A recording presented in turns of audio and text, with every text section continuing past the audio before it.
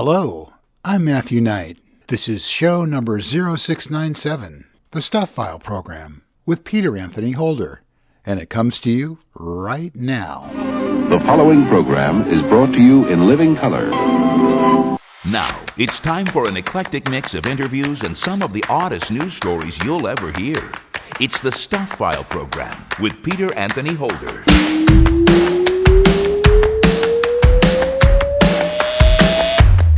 Hey there, hi there, ho there!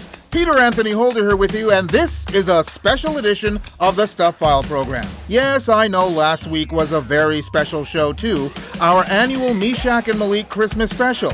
But this show is another perennial. It's our year-ending best of show that features just a small variety of some of the great guests we had during 2022. There won't be any Stuph File news in this particular edition. It's just going to be snippets of past conversations. We'll also revisit a favorite idiot of the day at the end of the program, crowning them the Idiot of the Year. The guests later, the person who told you that this was show number 0697 was Matthew Knight, the station manager at KZZH LP 96.7 in Humboldt County in Eureka, California, one of the many radio stations that play the Stuph File program. They air it twice a week on Thursdays at 4 p.m. and Fridays at 3 p.m. We appreciate you and your listenership, and thank you for helping to spread some Stuph File cheer. Thanks, Matthew, for doing the guest slate on this edition of the Stuph File program, a show that is listener-supported, fan-funded radio that depends on you for our success. Join us at patreon.com to help make this show an even bigger and better radio experience. Let's get to the show! Actually, before we get to that, since Matthew Knight at KZZH LP 96.7 did the guest slate, I'd like to take a brief moment to wish a quick recovery to the folks of Humboldt County. On December 20th, an earthquake occurred in a rural stretch of Northern California known as the Mendocino Triple Junction, where three tectonic plates meet. The 6.4 magnitude quake resulted in 2 deaths and at least 12 injuries, damaging homes, roads, bridges, water and gas lines, and other critical infrastructure, and initially leaving about 57,000 without power and many without water. We hope that all of the people affected in the community are recovering quickly, manage to have a positive holiday season, and we wish you a prosperous and successful 2023, where this earthquake will hopefully become a faded memory. Okay, on with the show. If there was a thread on the program that appeared to keep weaving through the year of 2022, it almost seemed to be something to do with bodily functions. Back in February, on show number 0655, we spoke with Les Ansley in South Africa. He and his wife Paula are the makers of an artisanal gin. It's called Inglovu Gin, and it's made by filtering elephant dung to get a unique botanical mix. Paula had an opportunity to go up to Kenya and meet her mom in Kenya, and they went on safaris and did, the real traditional safari type where you sit around waterholes drinking G&Ts and watching the elephants and the antelope and the like come down to the waterhole in the evenings. And then shortly after that, we took our kids on their first ever safari to a little game reserve up the road from, or quite near us, called Botlierskop. And we were out on a game walk with the ranger, and he was explaining elephants to us. And he was describing why they eat so many hours of the day. So they these huge creatures, 4.5 tons, 5 tons, but they have incredibly poor nutrient extraction from their food. So they actually only absorb about 30% of what they eat, which means in order to sustain them, they have to eat for 18 and 20 odd hours. And their role in the bush is really bush clearance. So in a balanced eco environment, they look after the encroaching bush and the like. And he was just explaining how they're with how versatile their trunk is and how it's able to reach all the fruits and the berries and the bark and the leaves that other animals are unable to reach. And we came home from that lovely experience, and I don't know, it must have been several weeks later, Paula gives me a sharp elbow on my back at about 6 o'clock in the morning, and she looks at me and she said, "Do you think we could make elephant dung gin?" Wow. And that was it. That was the moment. And I said, "Sure, let's explore it." I think that comes from we were both in the sciences. We were both researchers in the UK, and so our entire career had been coming up with ideas and then testing them. Yeah, because I was about to ask, what was your background before you started this gin business? Yeah, not gin. Okay. No, we were in. I was in physiology. Paula was in immunology, and I think it was just that thing of, wow, that's an interesting question. Let's explore further. Let's test this hypothesis. Because the idea sounds like something you say while you're on gin. Yeah, absolutely, and certainly not at 6 o'clock in the morning. Exactly. Okay, so basically what you're doing is, correct me if I'm wrong, you are extracting the nutrients from the dung of the elephant to turn those nutrients into gin. Is that correct? Correct. So we let the elephants do all the hard work for us. So they select all the plants, or all the fruits, all the wonderful botanicals, I guess, in the bush, and then they conveniently leave it for us on the felt floor, and we go and we collect it, and we wash it and we dry it, and then we infuse it into our gin. Now, you're a scientist, so you must have a scientific question for this. Why not just eliminate the middleman? Why does this have to go through the elephant, literally? Because I'm not sure you would get the varietal of botanicals if you went out into the bush and did it yourself. And plus what we've done with the gin, so with our gin, we donate 15% back to wildlife conservation. We give it to the Hoedspruit Elephant Rehabilitation and Development Center up in Jabulani in Limpopo, and they have elephant orphanage there. And so what we've created is this, I guess, the circle where the elephants choose the botanicals, and then we collect the botanicals and we make the gin, we sell the gin, and then money goes back to the elephants who then collect the botanicals. And so it's this little virtuous circle I always imagine. How does the taste differ from traditional gin? The gin is quite an earthy, smoky, almost a deep flavor which leaves a lovely buttery sensation in your mouth. So imagine coffee and dark chocolate and orange. So those sorts of flavor profiles is where it sits very, very nicely. When Paula had this idea and I said to her, look, let's run with it. Of course, we contacted Bottlerskamp because the first thing we needed to do was get some elephant dung. And so we contacted the game reserve we'd just been to, and we said to them, do you mind sending us a dollop of elephant dung? And this is the beauty of South Africa. They just said, sure. How would you like us to mail it to you? I mean, there wasn't even no one thought we were mad. No one thought it was a strange question. It was just like, yeah, sure. How would you like it mailed? It's amazing just what you can get in the mail these days. From show number 0655, that was Les Ansley from Inglovu Gin. Their gin is sold worldwide and is available in several liquor outlets here in Canada and in the U.S. By the way, Les mentioned that his wife, Paula, poked him in the back at 6 a.m. with the idea of making gin from elephant dung. Now, that's a couple with a very unique pillow talk. Yeah. Later in the year on the Stuph File program, we discussed once again the flavor of something that comes out of a body. This one is synthetic, and it's human-based. First, a little background on the production of this show. I usually spend my weeks scouring news sources to put together the Stuph File news that surrounds the interview segments.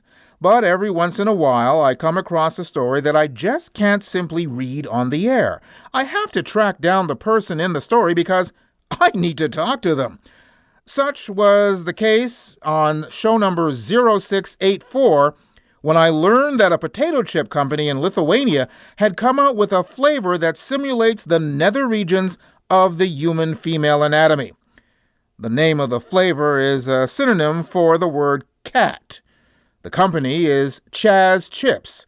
So I tracked down Žilvinas Kulvinskis, the co-founder of Chazz Chips. Actually, it started as a April's 1st, so Fool's Day joke. But after, the joke, it was like, everybody believed, and we're not like conscious that it's the 1st of April. And everybody believed to that joke, not everybody, but most of people. And there were lots of discussions in Lithuania with that full joke. And lots of people were asking, the people we know, the clients who were buying in our e-shop were asking for this product. So they're asking, when you actually will make this product, which you advertised on the 1st of April. So we took this challenge and made the product. It started like a joke, but no, it's not a joke now. So we did a research. We had lots of discussions, what the taste look should be, used all our experience we have, so of our team. So everybody was very engaged and very enthusiastic in making that. I imagine they would be. How does one even begin to research and develop the taste of this? I mean, how does one agree what the taste is? It was very difficult. There are lots of nationalities, and we researched and discussions, so you can find all different discussions on that theme. So you can make your own research, and I have no doubt that everyone has, different experiences. But we have our own experiences. We did a research, and we come up with that taste. And it was like very difficult. You should convert this taste to the tastes which actually exists, in terminology of these flavor development companies. So we had, to describe what we want to feel in that taste. So it was like, it was a challenge to develop, but, we took some challenges. For example, before that taste, we developed, a pink soup flavor, which is very popular. Actually, it's number one top-selling product of ours. So it's also particular Lithuanian dish, which is like, it has very particular taste. So it was also, a challenge because, we are Lithuanians and everybody's proud and everybody has opinion on that. And it was really good. People said, wow, it's even better than šaltibarščiai. Wow, it's better than pink soup, So, wow. So it's like, we liked the challenges and, the challenge came from our clients. Our clients are brave people. When we started to develop this product, we found out that there is a huge problem in the world. The young people are not making love. Millennials are making 3 times less love, than their parents were making, when they were at the same age. So you can imagine what the huge problem is coming up. Japan is also already facing that problem. They sell more Pampers for old people than for babies. So if nobody makes love, so you can't expect that your nation will not extinct. So we don't want to know that. For our nation, we don't to the world. And we want to provoke discussions and ask young people to come to real world from TikToks, from Facebook, from Instagram, and make real love, not virtual, not participate in porno industry. So you have to live real thing and real world. So chips is real thing. Our chips is real. So we expect that people will start discussions. They will discuss and maybe will try. There are people that still didn't try that thing in their lifetime. Young Americans that didn't try, didn't have sex until 30. So it's like about 30% virgins are between men up to 30 age old. So it's a huge problem. So basically what you're doing is you're doing your best for the country and for the species as a whole in helping to keep the numbers up. Is that what you're aiming at here? Yeah. So we want to provoke discussions, about that. We say that this kind of sex is, designated for making real love. So it's like you can start with that, you can end with that. But, it's like you create something that you didn't create. So you make a pleasurable thing and you provoke the discussion with your couple. I think it's very important, to talk in the couple what each of them wants. Is there any particular dip that it goes best with? It's Philadelphia cheese, so it's very good with the Philadelphia cheese. For example, this cannabis is like perfect snack with Philadelphia cheese. So it has a little bit of chili hotness. It goes very well, so you can eat a pack. From show number 0684, that was Žilvinas Kulvinskis, the co-founder of Chazz Chips. And ladies, fear not, because of complaints, which were really requests, the company is hoping to come out with a male flavor chip just for you in the new year.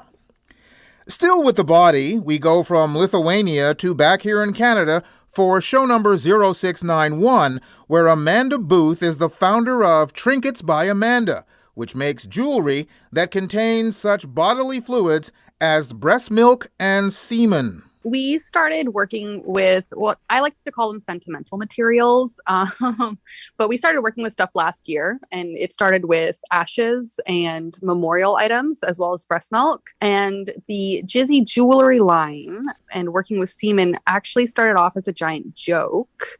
Wasn't really meant to happen. And when I posted about it on Facebook, we actually got a whole bunch of serious requests, and I couldn't say no. So it just kind of exploded from there. Okay, well, let's back up a little bit. You say this started last year. So this whole concept, was it something that was what we now call a COVID-related or pandemic-related startup? No. Honestly, my entire business was a happy accident. About a year and a half ago, I started working with clay kind of as a therapy for myself, just to get myself out of a really dark place. And my Facebook friends and my followers just kept kind of throwing requests at me. And that's honestly probably how most of the things that I have on my site or that I've done has been through custom requests. And each request just kept getting more and more complex until I had a friend who tragically lost her son and wanted to get a jewelry set with his ashes in it. And of course, I'd never worked with ashes before, but I said yes, figured out how I could do it. And the set turned out beautiful. And of course, because I posted that, we got more memorial orders. And then I had another friend who was like, well, if you could do it with ashes, maybe you could do it with breast milk. So I had to do a whole bunch of experimenting, figured that out.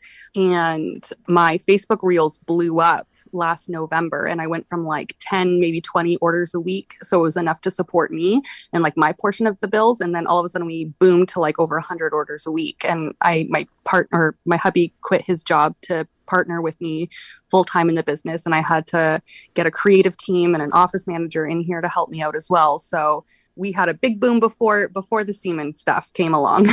Okay. So, we're talking basically three substances you've mentioned so far. You've mentioned ashes, you've mentioned breast milk, you've mentioned semen. Now, they're all different consistencies, shall we say.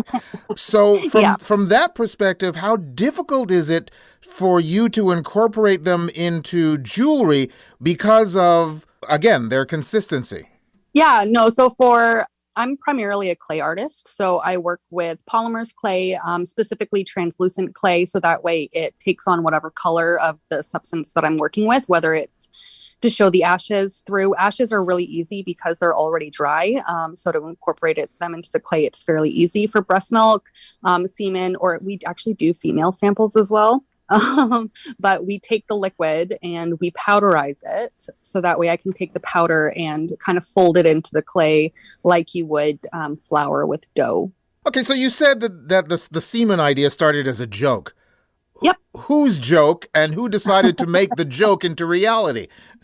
Well, so it was a comment on one of my breast milk videos on TikTok. And at first I was super offended because it was a really beautiful piece that I was making, but it became the joke of the office. And my hubby kept like poking at me about it. He's like, this could actually be a really cool thing. But I'm just like, ew, no, like, I don't want to work with that. And eventually my creative team came in one day and we were joking about it. And they're like, oh, we even have a fun name for it, Jizzy Jewellery. And I'm like, oh my gosh. So I went to Facebook and I kind of did this like fun joke kind of marketing ad thing, not thinking that people would actually take it seriously. But then we got serious requests. So I had to sit back and kind of like look at it. And I'm just like, okay, like, is it any different realistically from any other materials that I've worked with? And who am I to judge what people want? And if I can do it and I'm willing to do it, then why not? You're not judging what people want. Have you questioned why they want it? I mean, I personally it's not something that we automatically question, but it's really amazing because no matter what kind of pieces we're doing, we really get a lot of interesting stories, heartbreaking stories, really heartfelt stories. But for the Jizzy Jewellery, we get a lot of people who, want the jewelry to represent their intimacy and passion in their relationship. I have a bunch of fertility sculptures to make where they want to represent either their fertility struggles or their fertility successes. And I've had, of course, we have like kinks and collars and that kind of stuff that comes in. But most recently, we actually had a woman reach out whose husband had passed from cancer and she didn't have him cremated. So she didn't have ashes to incorporate. But before he started chemo, they had actually frozen some of his sperm. So it's like the last little bit of him that she has left. So there's so many incredible reasons from, fun and lighthearted to, the more sentimental ones. From show number 0691, that was Amanda Booth, founder of Trinkets by Amanda. Check out her website at trinketsbyamandabooth.com. While we're, down there, let's talk about the male anatomy. More specifically, the male anatomy of every mammal. The Icelandic Phallological Museum in Iceland is probably the only museum in the world to contain a collection of phallic specimens belonging to all the various types of mammal found in a single country. On show number 0668, we got into contact with Thordur O. Thordarson, the manager of the Icelandic Phallological Museum. Well, we began in 1997, but the collection actually began in 74. And on why? Well, our founder always said that I never liked to collect stamps. And then he said, why not? But truth be told, it began as a joke, which developed into a passion. And eventually his wife said, you can't keep the penis at the house anymore. So what did he start off with? Well, he always spoke of, he lamented that people no longer utilized everything from the animals like back in the day. And he said that, he told his friends that as a young boy, he had a bull penis pizzle. So as a joke, they gave him a bull penis pizzle like they used to, collect sheep with here back in the day. Well, this became an ongoing joke. Some of them worked in a slaughterhouse, others at a whaling station. Iceland used to be pretty big on whaling. So he was able to get quite a few large specimens. Okay, so this is something I'm completely unaware of. So first of all, you have to explain to me what a pizzle is. Well, a pizzle is like a small whip. It actually usually refers to like the dried sinews, a penis sinews from a bull. It's used like a small whip. I know that in the Middle Ages in Germany, they were used for self-defense, like would-be robbers would not want to be beaten with a bull's penis. In Iceland, they were used to collect sheep. When this collection first started, it started with a bull's penis. How did it grow to other phallic symbols? Our founder's friends worked at a whaling station. And as far as I know, like penis was something which was usually just thrown away. So those who had like summer jobs at the whaling station began bringing him penises from sperm whales and fin whales, stuff like that. And he got an idea that it would be interesting to own a penis of every mammal in Iceland. We have like a very small mammal like fauna. It's only about 30 animals. So the man was definitely the hardest to get. There are 282 specimens, I understand, from 93 different species of animals. Well, those are old statistics. We are in the process of updating our website. We are getting a totally new look. We are actually well over 350 specimens and over 120 species. They include every form of mammal that we can discuss? Yeah, pretty much. We have the entire Icelandic mammal fauna, but we have expanded into foreign mammals as well. Dare I say, man is a mammal? Yes. Do you have a human member, so to speak? Yes, we have a penis from a 95-year-old Icelandic bachelor, and I guess you could say an infamous womanizer. He claimed to have bedded over 300 women in his time. Okay, how did you get that? Did he will it to you? Yes, he did. He was well, not a friend, but an acquaintance of our founder, and he spoke much about how well he did with the ladies and how well endowed he was.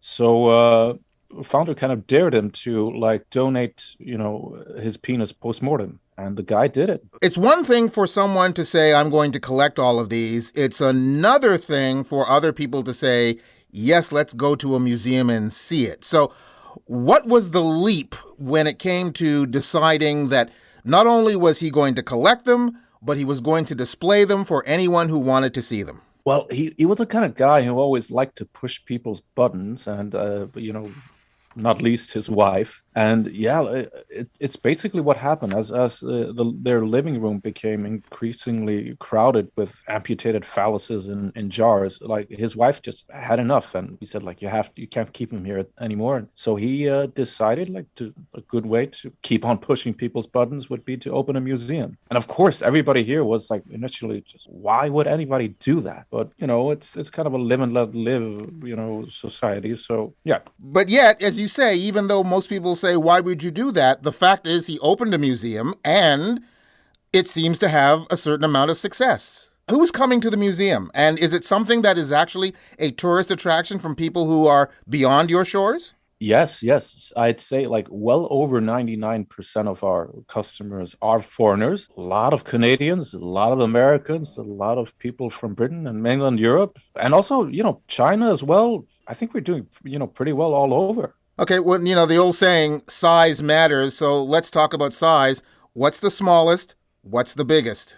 Our biggest specimen is an average-sized adult sperm whale. It is about 170 centimeters long and about 75 kilos. And our smallest is a hamster penis bone. And interestingly, carnivores generally have a bone in their penis. From show number 0668, that's Thordur O. Thordarson, the manager of the Icelandic Phallological Museum. If you're ever in Reykjavik, they're open every day of the year except Christmas and Easter Sunday.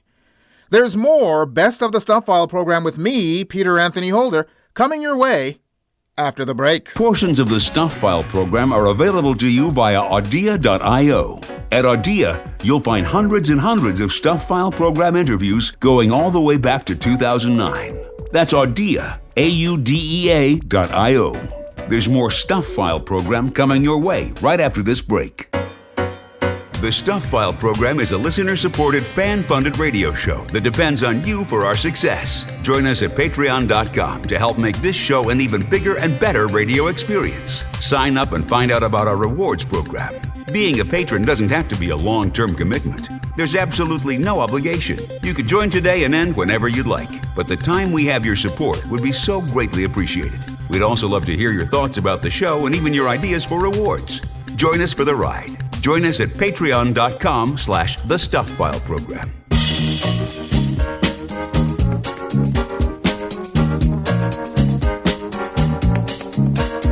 You're listening to the Stuff File program with Peter Anthony Holder, coming to you from Montreal, Canada, where we share the longest unprotected border in the world with the United States. Take that as a sign of extreme friendship or a warning. This is a special Best of edition of the Stuff File program, looking back at snippets of some of the conversations we've had over the past year.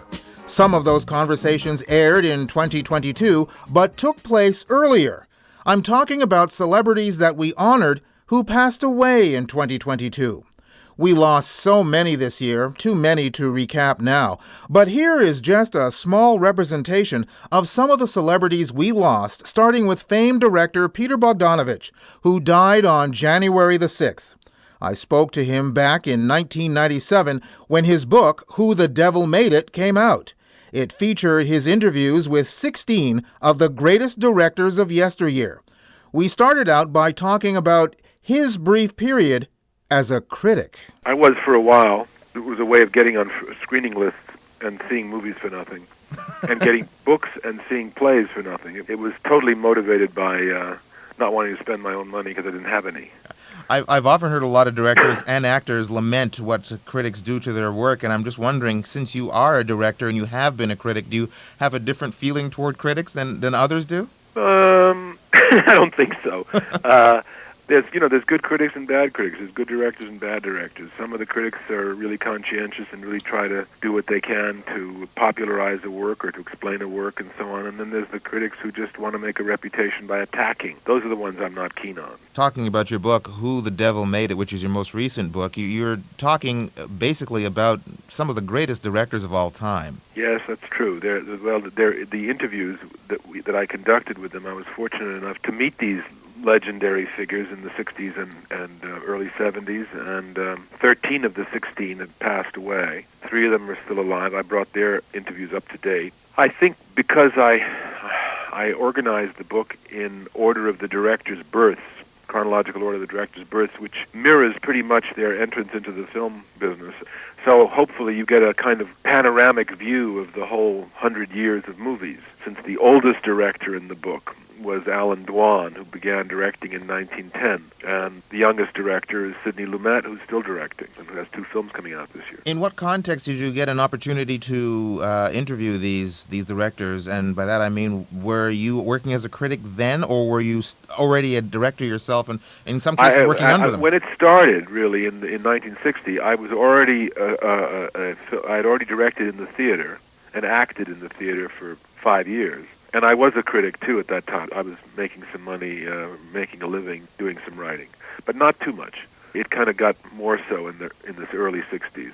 And I continued to do both, really. And the questions were motivated at least 50%, if not more, by a desire to know how they did it so that I could learn about directing. So it was more a learning process for you? Was it ever your intention at that time to, chronicle these stories into a book form? No. In some cases, yes, because, for example, I organized the first Howard Hawks retrospective in the United States, the Museum of Modern Art here in New York. I prepared a monograph which consisted of an interview with Hawks. So that interview was done for a purpose other than just asking questions, but the real underlying motive of all of them was to find out for myself about making pictures and also to popularize certain American artists that I thought were either underappreciated, overlooked, or misunderstood. Why write the book now? Why not do it earlier? Well, I don't know, honestly, Peter. It just kind of worked out that way. There's been, that line from John Lennon's song, life is what happens when you're busy making other plans. For example, 2 of these interviews, several of the interviews, 4 of them are quite long. 2 of them were meant to be separate books, one on Hitchcock, one on Hawks, and for various reasons during their lifetimes life got in the way and I didn't get to do them as separate books. And then some of the others were actually, the Alan Dwan and the Fritz Lang were published as small little film books that hardly anybody saw, and they've been out of print for years. Then a number of them were never published at all, except little snippets here and there. But at some point a few years ago, I said, I need to go through all these interviews and see what I've got. How many have I got? I didn't even know. Some of them hadn't even been transcribed. The George Cukor interview, which was done for a TV thing, which ended up not being done, I didn't even have a chance to transcribe that. It wasn't necessary. So I did it for the book to see if it was worth anything, and it turned out to be quite a good interview. That was Peter Bogdanovich, who died on January the 6th, and he was a fascinating interview himself. By the way, if you'd like to hear the full interview with Peter, you can find it at Audea, and there's a link to it on my website at thestufffile.com, which you'll find by going to the page for this show, which is show number 0697. On February 24th, we lost actress and singer Sally Kellerman, best known as the original Hot Lips Houlihan in the Robert Altman screen version of MASH. We talked back in 2009 about a host of things, including her iconic role.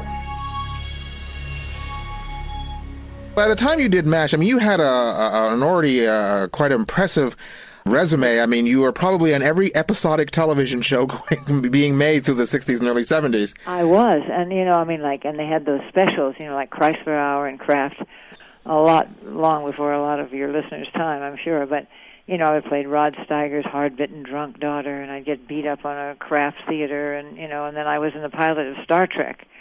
with silver lenses in my eyes, and somebody just sent me a picture of me in those lenses. They were as big as my head. They were like filled up the whole eye socket. Now your lenses are like these little tiny things, And yes, I did a lot of television. That's why people say, why didn't you do the series MASH? I think because I was in television trying to get out, because I always wanted to be in the movies. Of course, then when I was offered everything after being nominated, I turned it all down, got bands, and went on the road. But, what fun we had at the cook's house after the third show, as I like to say. Well, what was it like being on the MASH set, on the set of the movie? The movie. I mean, did you have any idea, and everyone considers Robert Altman a directorial genius, did you have any idea that what you were making at the time you were making MASH was so special? Well, I knew that I was having the most fun I'd ever had since high school. You know what I mean? Since I could run around and sit in the quad and hang out with friends. It was like going to summer camp. He just made it. He's so special. It's why all the stars always want to work with him, whether there's money or there isn't money, or whether the script is the greatest or it isn't. Because he's somebody that just you feel that he really gets you. And I certainly felt that way, and I'm sure everybody that's worked with him really felt that way. And the only thing special to me was that when he offered me the part at a meeting, and I always thought, compared to today, I don't have big lips, but boy, I always felt like my sister used to say, shut up, big lips, and make me cry when I was little, so I was always hiding my mouth, but that day I wore red lipstick, because I was going out for the part of Lieutenant Dish. And halfway through the meeting, he said, I'll give you the best part in the picture, hot lips. And I went, oh my God, and I rushed outside to look. I couldn't even find it in the script, And I just turned to stone. I wasn't even going to go back and see him. I just, that's it. I'm finished. I'll never get in the movies, and I'm not going back and see that guy.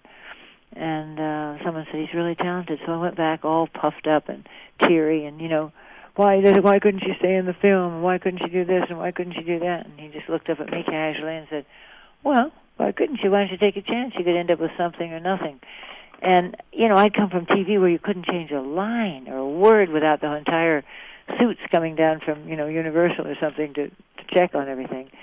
And here he was saying, take a chance. You could end up with something or nothing. And so during dailies one day, maybe after I had a big breakdown after the shower scene or something, and in the dark, he loved a lot of people to come to dailies and everything.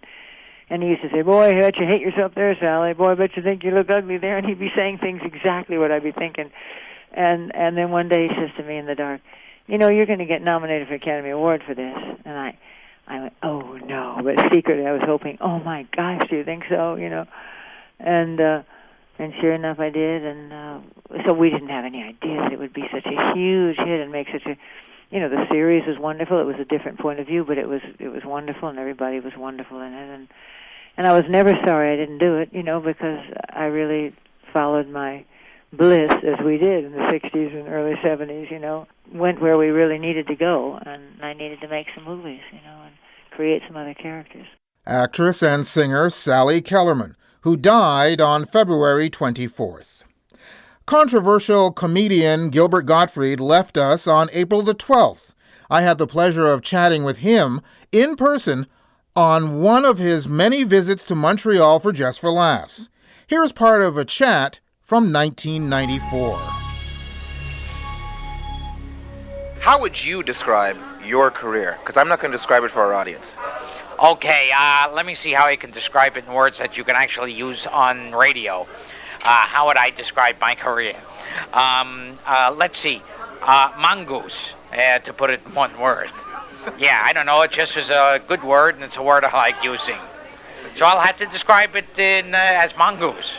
Well, let's go back to Disney then. Yes. You've done the part of the parrot. How was it getting that role, and how long, how arduous a task was that putting it together? I understand it's a lot of time in studio. Yes. Well, first of all, Disney looked at Aladdin and they said, this film is too Gentile even by our standards. We got to get a Jew right away. And they just said, get us a Jew. We don't care who it is. It could be Ben Gurion. We don't care. Get us Alan King. just get us a Jew right away. And they got on the hotline to me, and I did it. And then I lived with a family of parrots for a year to get into character. Because, if I didn't, then parrots would watch the movie and go, I don't walk that way. A lot of comics have come through the comedy club routine, the circuits, playing big shows, and then go into sitcoms. We haven't seen the Gilbert Gottfried sitcom yet. Why not? Yes, eventually I'll have to write a sitcom for myself where I'm a single parent who has obnoxious, precocious kids, because I don't think that's been done before. I think it's going to be something new. Are the networks afraid of Gilbert Gottfried? They should be, because I carry around sharp objects with me. I noticed that you haven't been on the Emmys for a while. Yes. I am not welcome on the Emmys because of my Pee Wee Herman routine. Right, basically said I sleep better at nights knowing Pee Wee Herman's been arrested. If masturbation's a crime, I should be on death row. And for some reason they didn't like that. Go figure. Do you have a problem working with networks? Is that one of the reasons why we don't get to see you on network TV, or you're not interested in doing network TV? Oh, no, not interested at all. I'd grab anything that came along. Believe me, if they wanted me to be with one of the twins on Full House, I'd take it. If you could write your own ticket tomorrow and say, this is what I would like to do with my career, this is either the movie or the show that I'd like to do, what would it be? What is a perfect venue for Gilbert Gottfried? It would be one day's work, make it 10 million, because I can write my own ticket. 20 million. Okay, 20 million, one day's work, and a lot of nudity. My luck, it would be with Brian Dennehy, but granted. You are now doing the, as you said, you did the second Aladdin film. Robin Williams did not. No, because he hates me, basically. He called them, he said, is Gilbert Gottfried working on this? They said, yeah. He said, well, then I'm not. Between the two of us, I understand that the Disney studios can be a little bit cheap. Is that true? Them cheap? Ha, ha, ha. Oh, what an active imagination you have.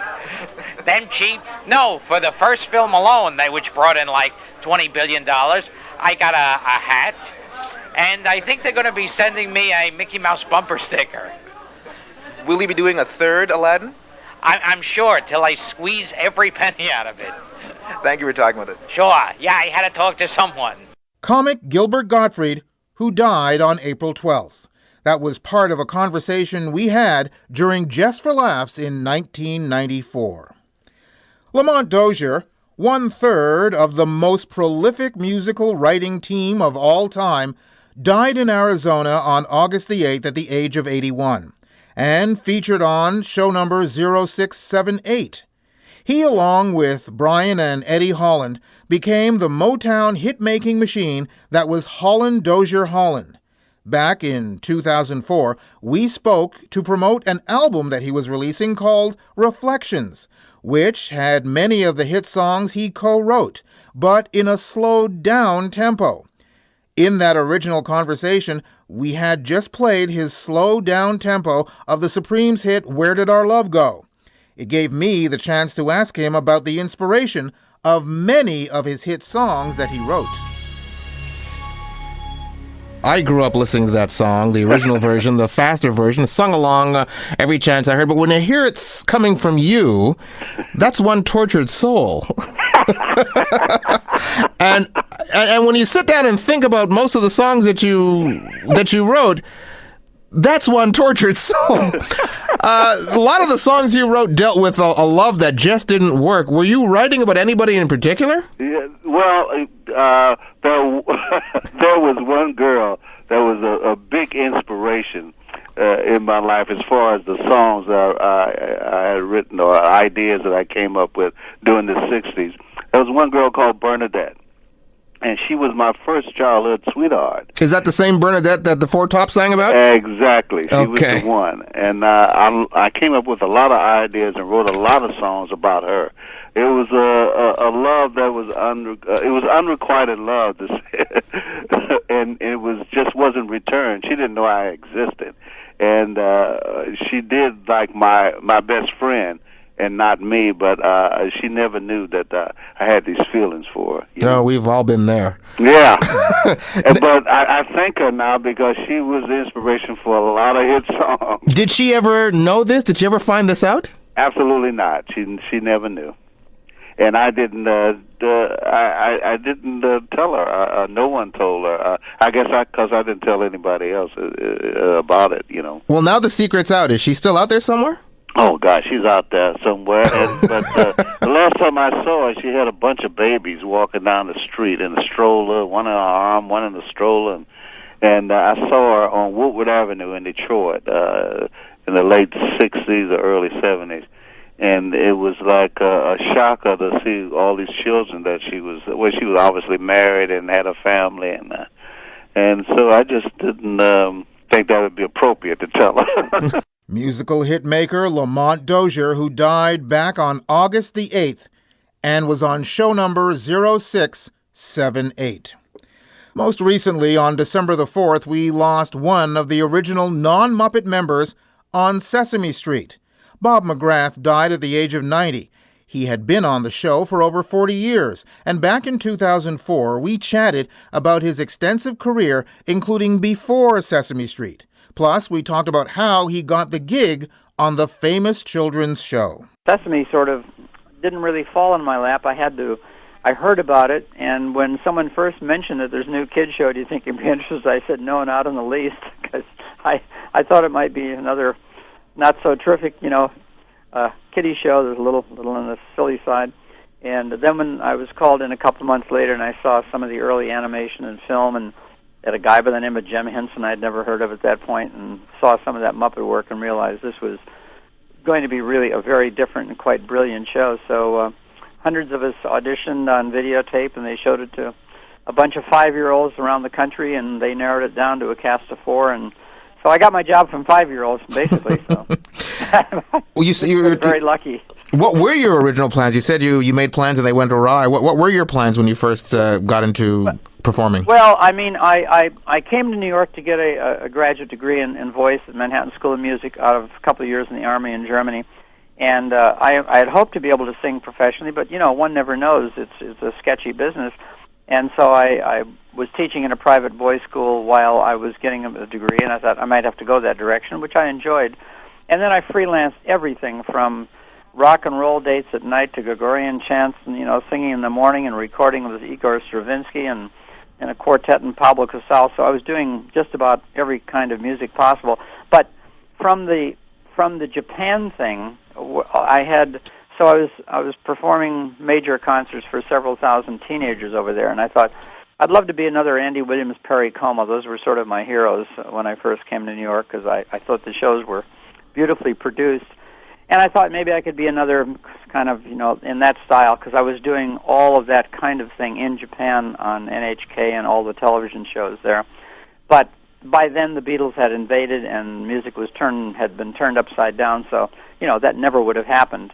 That was when I said no, not in the least. Would I be interested? That's sort of what I had in the back of my mind. But thank God I took a look and ended up the direction I have, because I've had just some of the best jobs in the whole world. Sesame Street's Bob McGrath, who died at the age of 90 on December the 4th. As I said earlier, you can hear the complete segments of these celebrity conversations on the platform Audea. Just follow the link on our page for this show, which is show number 0697, and you can listen to them in all their glory. Time now for us to take another break. There's more Best of the Stuff File program with me, Peter Anthony Holder, coming your way in just a bit. Got something for the mailbag? Drop Peter a line. He'd love to hear from you. Send your email to mailbag@thestufffile.com. And remember, stuff is spelled S-T-U-P-H. That's mailbag@thestufffile.com. Or catch up with him on Twitter or Facebook. There's more Stuff File coming your way in just a few moments. Here's a brief word about our show and my book. If you become a regular Patreon patron of the Stuff File program, I'll give you an e-version of my book, Great Conversations, my interviews with 2 Men on the Moon and a Galaxy of Stars. It's easy to do. Just go to patreon.com and become a patron to help make this show an even bigger and better radio experience. So, join Patreon and claim your copy of Great Conversations, my interviews with two men on the moon and a galaxy of stars. Sign up at patreon.com/The Stuph File Program.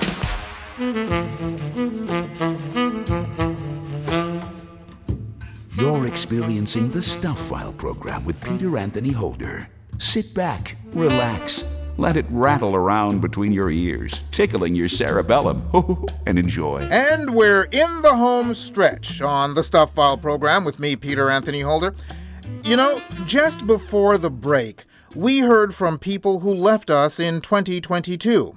Well, here we have a segment where we talked about a person who left us in 2022. Queen Elizabeth II died on September the 8th at the age of 96. Journalist Alan Hustack and I talked about the passing of the Queen, and in our conversation, Alan shared a story of meeting and working with the future monarch, the then Prince Charles. I traveled with Prince Charles in 1975 when he was known as Action Man. We did a trip through the Arctic, and his plane, the royal plane, broke down. So the prince had to travel with the press aboard the press plane. He writes in his memoirs that it was the last time he felt as a real human being without any real restrictions. It was a fun tour, but I will remember that he seemed to be a little bewildered. I felt sorry for him on that tour. He was a royal, but I think he was just growing into and becoming accustomed to what he was headed for. I remember one instance, I was shooting a documentary with him. The documentary is called Itanawit Ikninya. That is what the Inuit refer to him. And I asked one day, what does this mean? And I was told, oh, that just means son of the big boss, which I think is a pretty good translation. But I remember we were in Resolute Bay and it was like bitterly, bitterly cold. I put up the hood on my parka because I knew that it was going to be cold when we got out there. So I told His Highness that it might be a good idea to put up the hood on his parka before he descended the gangway or left the plane. And I always remember he turned to me and said, oh, no, I can't do that. One must let one's people see oneself. And I thought that description of one must let one's peoples see oneself was a little odd. To make a long story a bit longer, I can tell you that 10 steps down the ramp, he had his hood up. It was that cold. That was journalist Alan Hustack from show number 0683, reminiscing on working with Prince Charles back in the day. One of the things I've always been curious about was how both screenwriters and novelists come up with names for the characters they write about. So I put that question to one of my favorite guests, writer and television producer Nick Santora, who is the man behind such hit TV shows as the CBS series Scorpion, Fox's Prison Break, A&E's Breakout Kings, Amazon's Reacher, and so much more. On show number 0686, he was more than happy to answer my question. It's a real pain in the neck. You have clearance on every script you write, on the books that you write, anything. And they'll go through and they'll tell you, the lawyers will go through and they'll say, well, here's the rule. If there's no one named that character's name, then you're fine. If there's a ton of people name that character's name, then you're fine. If it's somewhere in the middle, you got to change the name because then we're going to get sued. And there was a massive lawsuit years ago on a very famous television show.